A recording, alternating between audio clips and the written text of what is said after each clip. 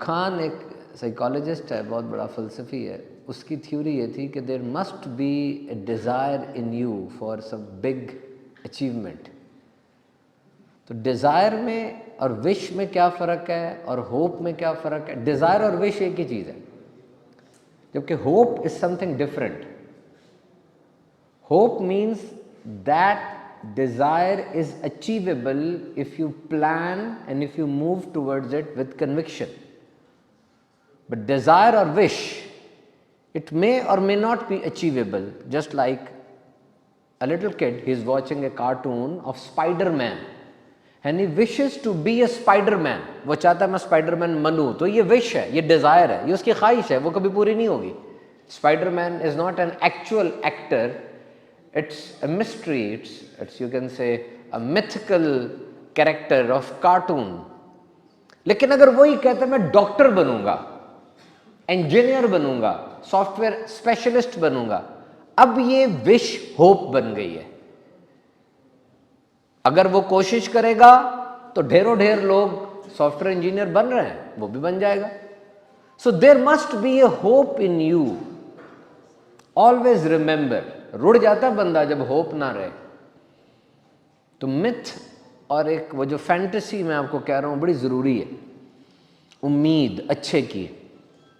نبی پاک صلی اللہ تعالیٰ علیہ وسلم نے ارشاد فرمایا میں دیکھ رہا ہوں میری امت کی سلطنت مشرق اور مغرب تک پھیل چکی ہے.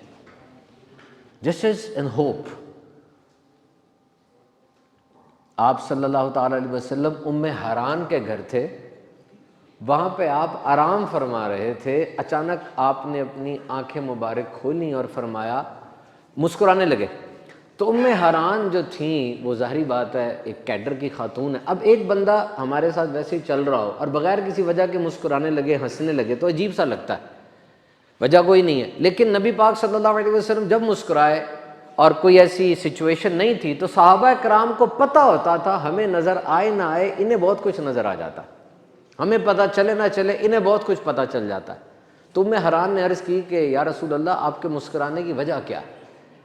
تو آپ نے ارشاد فرمایا میں دیکھ رہا ہوں کہ ایک اسلامی لشکر سمندر میں اترا ہے اور اس نے آگے جا کے قبرص کی زمین پر حملہ کیا ہے، فتح یاب ہو گیا، اسلامی کمانڈر تخت پہ بیٹھ کے مسکرایا ہے تو میں بھی آگے سے مسکرایا ہوں.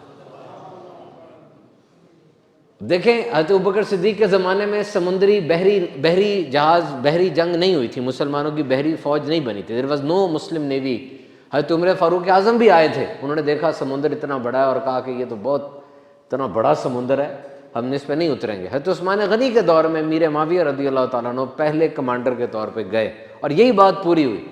تو ام حران کو نبی پاک نے ایک ہوپ کے ساتھ یہ بتایا کہ مائے امہ will make a navy and that navy will ambush on Qabras and we will win that war. ام حران نے عرض کی یا رسول اللہ میرا نام بھی اس میں لکھا دیں، اس لشکر میں میرا نام بھی لکھا دیں. نبی پاک نے فرمایا کہ تیرا نام اس لشکر میں لکھوا دیا. اب پھر نبی پاک آرام فرمانے لگے، پھر آپ بیدار ہوئے تو آپ نے پھر ایک مسکراہٹ تھی آپ کی. پوچھا یا رسول اللہ اب کیوں آپ مسکرائے؟ کہا ایک اور لشکر اتر رہا ہے. انہوں نے کہا حضور اس پہ بھی میرا نام لکھوا دیں، اس میں بھی میرا نام لکھوا دیجئے. اب دیکھو میں آپ سے کہوں کہ میں نے دعا کر دیں میرے لیے میں جنوری میں عمرے پہ چلا جاؤں، آپ دعا کر دیتے ہیں کہ سبحان بھائی جنوری میں عمرے میں چلے جائیں، آمین تو کہیں. میں دعا کرتا ہوں اللہ تعالیٰ آپ سب کو جنوری میں عمرے پہ لے جائے. اب آپ کہیں گے سبحان بھائی جنوری کی آپ نے دعا کر دی ہے، اپریل کی دعا بھی کر دیں. کیوں؟ جنوری کی دعا تو کر دی ہے، ہو سکتا ہے وہ اس حوالے سے پوری ہونا ہو، اپریل کی بھی کر دیں تو میں اپریل کی بھی کر دیتا ہوں. تو جب ام حران نے عرض کی کہ یا رسول اللہ دوسرے لشکر میں بھی نام لکھا دیں تو نبی پاک نے فرمایا ام حران جو پہلے لشکر میں تیرا نام لکھوایا نا کچا نہیں پکا لکھوا دیا، تو جائے گی اور وہاں جا کے تو شہید ہو جائے گی. That will be your last battle.